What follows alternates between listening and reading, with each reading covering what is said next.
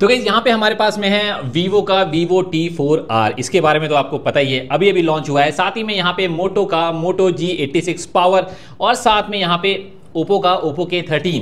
कुछ लोग भाई मेरे से कह रहे हैं कि इन्फिनिक्स नोट 50S को भी यहाँ पे कंपैरिजन में लेकर के आओ, तो भाई आप लोग मुझे बता दो। यहाँ पे मेरे पास इन्फिनिक्स नोट 50S भी है, तो हम उसको भी लेकर के आ सकते हैं, पर वो आपकी रिक्वायरमेंट और आपकी नीड के बाद ही होगा ना। तो एक बार मुझे कमेंट करके बता आपने देना। फिलहाल के लिए आज हम इन तीनों का एक कैमरा कंपैरिजन ही नहीं बल्कि एक फुल डिटेल कंपैरिजन करेंगे और आपको बताएंगे कि आखिरकार में इन तीनों में से कौन सा फोन सबसे ज्यादा बेस्ट होगा आपके लिए लेना। और हाँ, यहाँ पे केवल ये मत देखिएगा कि यहाँ पे मोटो के अंदर आपको जैसे बहुत क्लीन सॉफ्टवेयर, बहुत जो इसके अच्छे वाले फोन आते हैं मोटो S60 फ्यूजन या फिर प्रो वाले, उसके अंदर मिलता है, वैसे ही आपको इसमें भी देखने को मिलेगा। भर भर के ब्लोटवेयर हैं और कुछ प्रॉब्लम्स हैं जिसके बारे में सीरियसली आपको जानना चाहिए। मोटो के अंदर आपको बैटरी तो बहुत बड़ी देखने को मिलती है, बट UFS 2.2 ही मिलता है। और भाई वहीं पे ये है ना ओप्पो के अंदर आपको यहाँ पे ना चार्जिंग स्पीड उतनी ज्यादा फास्टर नहीं है और साथ ही में OIS का इशू देखने को मिलता है कैमरे में। साथ ही में अगर इसकी बात करें तो इसमें भी कुछ प्रॉब्लम्स है, बैटरी भी छोटी है और भी मल्टीपल प्रॉब्लम्स है। तो सारी प्रॉब्लम्स को लेकर के तो आया ही हूं, साथ ही में जो इनके प्रोज हैं वो भी मैं आपको साइड बाय साइड बताता चलूंगा।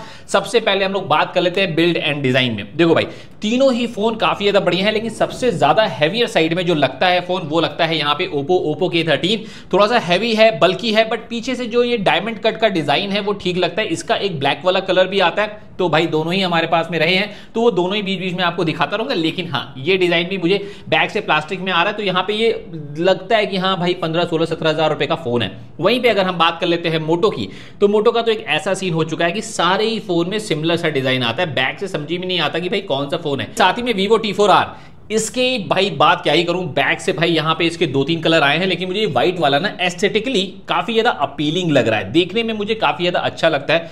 जो वो ब्लू वाला है काफी लोगों को वो पसंद है, बट मैं सच बताऊं मुझे वो बिल्कुल पसंद नहीं है। अच्छा, इसी के साथ मैं आपको एक चीज बता दूं, यहाँ पे तीनों में ही आपको यहाँ पे डुअल स्टीरियो स्पीकर्स मिलेंगे। इसके अंदर डॉल्बी एटमॉस का सपोर्ट मिलता है, लेकिन देखो यहाँ पे IR ब्लास्टर भी आपको देखने को मिल जाता है। इसमें तो नहीं मिलता, लेकिन इन दोनों में देखने को मिल जाता है, ओप्पो और वीवो में। तीनों में स्पीकर्स में कोई बहुत ज्यादा डिफरेंस नहीं समझ में आएगा आपको, इवन लाउडनेस के भी मामले में एंड इवन क्लैरिटी के भी मामले में। साथ ही में डिस्प्ले की बात अगर करेंगे ना, तो सबसे ज्यादा ब्राइटर डिस्प्ले और बेहतरीन डिस्प्ले यहाँ पे मोटो ने दिया है 1.5K की रिजोल्यूशन के साथ में। यहाँ पे एक कॉर्निंग गोरिल्ला ग्लास 7i के साथ में प्रोटेक्टेड यहाँ पे एक डिस्प्ले देखने को मिलती है, जो कि अगेन 4500 निट्स की पीक ब्राइटनेस तक की जाती है। हालांकि तीनों ही फोन को साइड बाय साइड रख करके मैंने यहाँ पे देखा है, तो यहाँ पे क्लियरली समझ में आता है कि भाई मोटो थोड़ा सा ज्यादा ब्राइटर लगता है। नहीं सिर्फ ये, बल्कि यहाँ पे ना आपको वीवो की डिस्प्ले भी काफी ज्यादा ब्राइटर है। सबसे कम ब्राइटर यहाँ पे ओप्पो की डिस्प्ले देखने को मिलती है। साथ ही साथ में यहाँ पे वीवो और मोटो के अंदर आपको देखने को मिलता है IP68, 63, 69 की रेटिंग, वहीं ओप्पो में केवल IP65 की ही रेटिंग देखने को मिलती है। तो कंपैरेटिवली यहाँ पे स्टर्डीनेस के मामले में ये दोनों फोन वीवो एंड अगेन यहाँ मोटो ज्यादा बेहतर समझ में आते हैं। ओवरऑल अगर हम डिस्प्ले की बात कर ले फ्रंट से,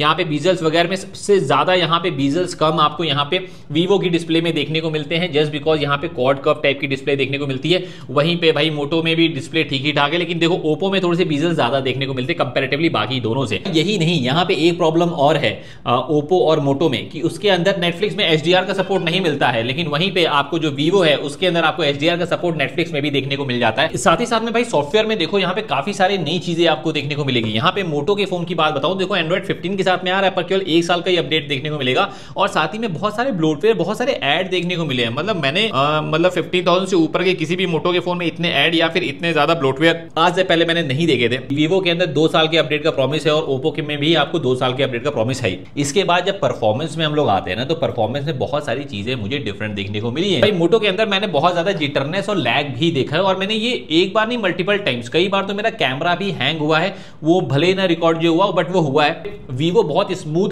फंक्शन कराता हुआ नजर आता है, और भाई ओप्पो को तो क्या ही कहना, ओप्पो एकदम मक्खन चलता है, उसमें आपको जिटरनेस महसूस नहीं होती है। लेकिन ओप्पो में क्या प्रॉब्लम है वो भी मैं आपको बताऊंगा। खैर मैंने यहाँ पे तीनों की बेंचमार्क्स देखे, तो उसमें भाई यहाँ पे तीनों ही ऑलमोस्ट सिमिलर सा आसपास में ही स्कोर करते हैं। बट यहाँ पे क्योंकि UFS 3.1 आता है ओप्पो के अंदर, तो थोड़ा सा ज्यादा बेटर ऑप्टिमाइज्ड है।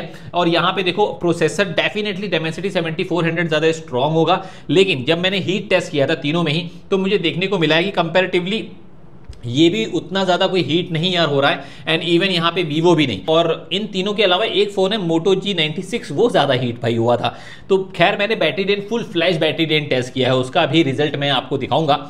लेकिन ये तो केवल हीटिंग की बात है। बीजीएमआई की गेमिंग की बात करें तो भाई देखो यहाँ पे ओप्पो के अंदर आपको एचडीआर में भी एक्सट्रीम का ग्राफिक्स देखने को मिलता है, वहीं पे वीवो और मोटो के जो फोन्स है ना वो सिर्फ और सिर्फ आपको स्मूथ में एक्सट्रीम देते हैं, बाकी उसके ऊपर में नहीं। तो आपको ज्यादा बेटर गेमिंग ना थोड़ा सा, क्योंकि यूएफएस 3.1 भी आ रहा है ना, तो इसलिए आपको यहाँ पे ओप्पो में देखने को मिलेगी। हालांकि मैंने ऐप ओपनिंग वगैरह करके देखा है, ऑलमोस्ट सिमिलर टाइप के ही रहते हैं। हालांकि मुझे रैम मैनेजमेंट में प्रॉब्लम ओप्पो में थोड़ी बहुत देखने को मिली है। अच्छा, इसी के साथ में हमने देखो कैमरा कंपैरिजन इनका फुल फ्लैश किया है और बहुत बढ़िया तरीके से किया है। जो कैमरा कंपैरिजन का जो हमारे पास में जो डिफरेंसेस निकल के आए हैं वो भाई देखो फ्रंट सेल्फी में क्लियरली समझ में आता है कि यहाँ पे मुझे सबसे बेहतरीन मुझे ये वाला फोन लगा है, मतलब कि Vivo T4R। और इवन यहाँ पे मुझे मोटो भी फ्रंट सेल्फी में काफी अच्छा देखने को मिला है। लेकिन देखो फ्रंट सेल्फी में यहाँ पे ओप्पो थोड़ा सा पीछे जाता है। जैसे ही बैक कैमरे की बारी आती है ना तो वहाँ पे पूरा सीन ही चेंज हो जाता है। ओप्पो बहुत ही बढ़िया परफॉर्म करता है यहाँ पे बैक वाले कैमरे से, जहाँ पे नहीं सिर्फ एचडीआर का मैनेजमेंट बल्कि कलर साइंस, स्किन टोन वगैरह काफी ज्यादा बेहतरीन मेंटेन करता है ओप्पो कंपैरेटिवली वीवो से भी और मोटो से भी। और हालांकि अगर आप मुझसे पूछेंगे कि वीवो और मोटो में किसकी फोटोज ज्यादा बेहतर निकल के आती, तो मैं बोलूंगा वीवो थोड़ा सा ज्यादा बेटर निकल के आता है, बिकॉज मोटो को मैंने देखा है कई बार वो वहां पे स्किन टोन को काफी ज्यादा डार्कर भी रखता है। और हाँ, यहाँ पे कई बार चेहरे को रेडिश टोन भी लेकर के आता है। डिटेल के मामले में भी मैंने देखा है यहाँ पे ओप्पो और वीवो ही एक दूसरे को कंपीट करते हुए नजर आते हैं। अगर आप मुझसे कैमरे में, मैंने एक फुल फ्लैश टेस्ट भी किया हुआ है इस पर्टिकुलर डिवाइस का और इसका भी, तो उसके अंदर भाई मैं क्लियरली बता रहा हूँ यहाँ पे विनर जो निकल के आता हुआ नजर आ रहा है वो बैक वाले कैमरे में थोड़ा सा कंफ्यूजन है, हल्का सा एज मैं ओप्पो को देना चाहूंगा, पर फ्रंट वाले में क्योंकि यहाँ पे वीवो ज्यादा बेटर निकल के आ रहा है, तो ओवरऑल अगर आप देखेंगे एक पिक्चर बनाएंगे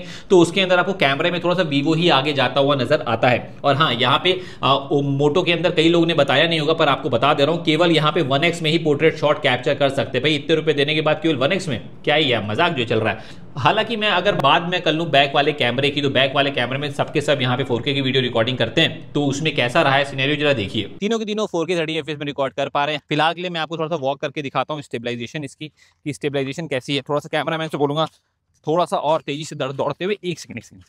और हाँ, यहाँ पे एचडीआर का मैनेजमेंट किसमें ज्यादा बढ़िया है। और भाई इसी के साथ में अगर मैं फ्रंट सेल्फी कैमरे की भी बात मैं बता दूं तो फ्रंट सेल्फी में भी भाई 4K की रिकॉर्डिंग आपको मोटो और वीवो में देखने को मिलती है। ओप्पो में आपको केवल 1080p 60 FPS ही मिलता है। हालांकि अगर तीनों में ही कंपैरिजन करेंगे तो यहाँ पे मुझे मोटो का जो फ्रंट सेल्फी कैमरा है ना वो ज्यादा बेटर समझ में आया वीडियो के टर्म्स में, जस्ट बिकॉज जो स्टेबलाइजेशन है वो बहुत ज्यादा बेटर है कंपेरेटिवली वीवो से भी। तो देखो मैं एकदम जो चीजें जिसमें बेहतर है, जो चीजें जिसमें खराब है, मैं वो एकदम ब्लंटली आपको यहाँ पे क्लियर कर रहा हूँ। अच्छा, इन सब के बाद में अगर बैटरी की बात करेंगे ना तो मैं साफ बोल रहा हूं भाई, देखो बैटरी में यहाँ पे वीवो पीछे ही जाता हुआ नजर आएगा। नंबर 1 बैटरी में भैया यही है महाशय, बहुत लंबी बैटरी चलती है। सेकंड नंबर पे हमारे मोटो है, थर्ड नंबर पे हमारे वीवो है। मैंने full flash battery rate test भी किया है। जो भी मैं वीडियोस में का नाम ले रहा हूं ना, सबकी मैं लिंक डिस्क्रिप्शन बॉक्स में मैं आपको दे दूंगा, वहां से जाके आप चेकआउट भी कर सकते हैं। तो अभी इस वीडियो में एक जिस्ट के तौर पे बताऊं तो देखो भाई, कैमरा और परफॉर्मेंस सब कुछ अगर चाहिए तो आपके लिए ये बढ़िया है। कैमरा वगैरह तो है ही, लेकिन बैटरी भी ज्यादा बड़ी चाहिए तब आप ओप्पो के साथ में जा सकते हैं। मोटो को तो लेने का सोचो भी मत, भूल जाओ मोटो के बारे में।